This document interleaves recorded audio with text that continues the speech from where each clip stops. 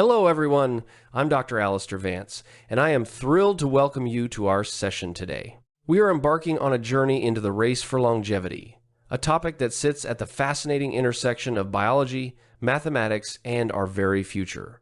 To start, we must understand the biological race against time. Traditionally, we view aging as an inevitable decline, but today we're going to look at the math of survival. We'll explore why numbers and predictive models are actually the keys to unlocking a significantly extended human lifespan. This brings us to our central theme, the longevity escape velocity, or LEV threshold. It is a theoretical point where the rate at which medical technology extends our life expectancy exceeds the rate at which we are aging. It is a profound shift in the human experience. Take a look at this image. Think of it as a futuristic digital clock where the seconds represent our biological time. As medical icons representing breakthroughs in biotechnology revolve around it, those seconds begin to slow down. Our goal is to reach the point where the clock effectively stops ticking against us. Before we move into the technical details, I want you to keep this core question in mind. How long must we maintain our current health to reach that horizon where we can live indefinitely? Throughout this class, we'll use simulations and logic to find that answer. Let's begin.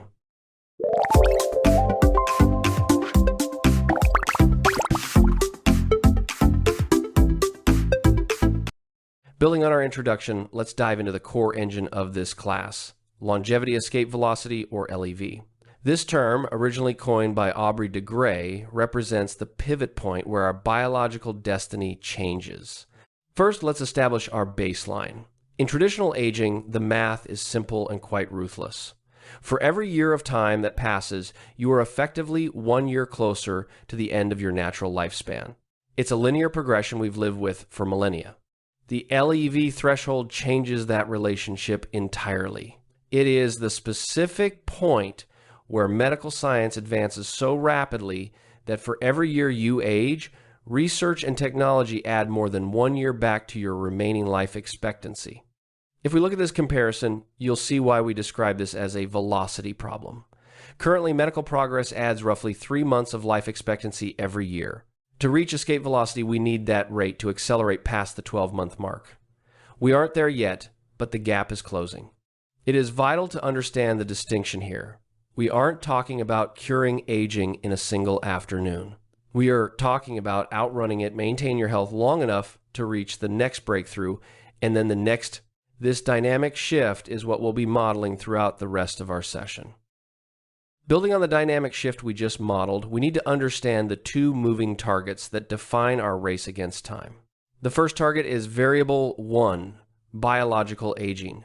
This is the natural, inevitable rate of physiological decline that we are all currently subject to.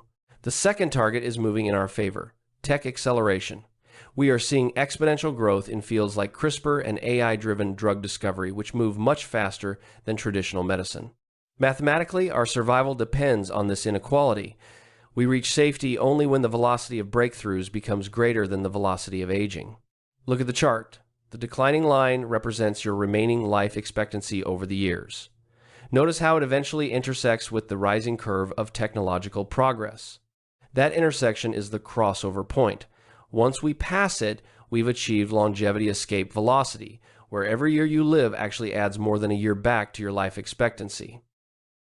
Longevity escape velocity is the theoretical point where medical progress adds more than 1 year to your life expectancy for every year you live. Let's see how close we are.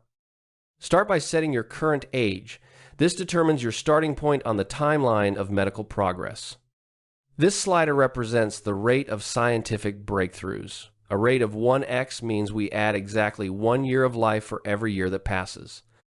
At a low innovation rate, we experience natural decay. Medical progress is too slow to outpace biological aging, leading to a fixed survival year. Now, notice the shift. When innovation exceeds 1x, we hit escape velocity.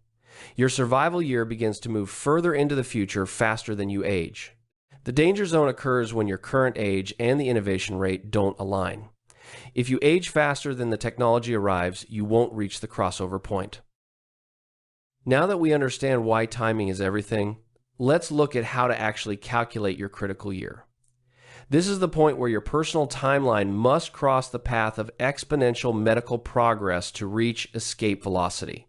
On the screen, we have the core formula.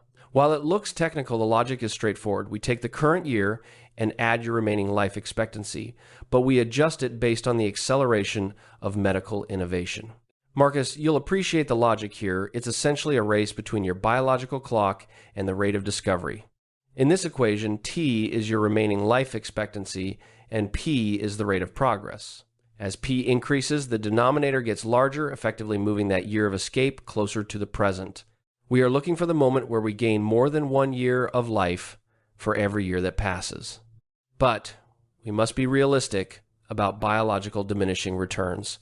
Repairing a 90-year-old body is harder than repairing a 40-year-old one. This is why the next 20 to 30 years are what experts call the bridge to the bridge. We just need to stay healthy enough to reach the first generation of true rejuvenation therapies. To visualize this struggle against time, let's look at an animation. Imagine a runner on a treadmill that represents the aging process. The goal isn't just to keep running. It's to wait for the moment the treadmill itself starts moving forward.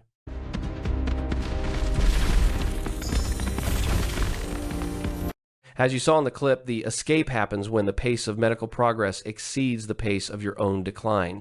Now that we've seen the theory and the visualization, let's see how these numbers actually hold up under scrutiny in our next segment. We've journeyed through the complex mechanics of longevity escape velocity today, moving from the theory of the two moving targets to the rigorous survival math we just calculated. As we conclude, let's synthesize what this means for our personal horizons.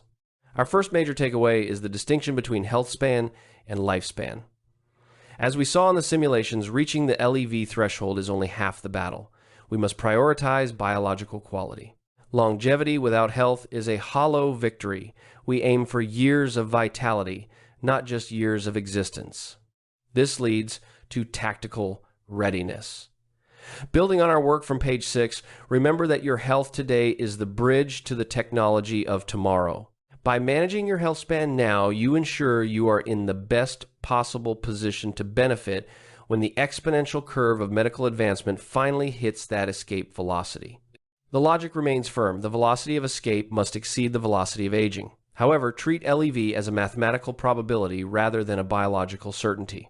It is a target we chase with informed optimism, but also with scientific rigor.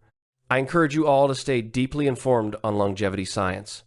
This field is evolving rapidly, and your understanding of these concepts puts you at the forefront of a major shift in human history. Thank you for your insightful participation throughout this session. I look forward to seeing how you apply this survival math to your own journeys.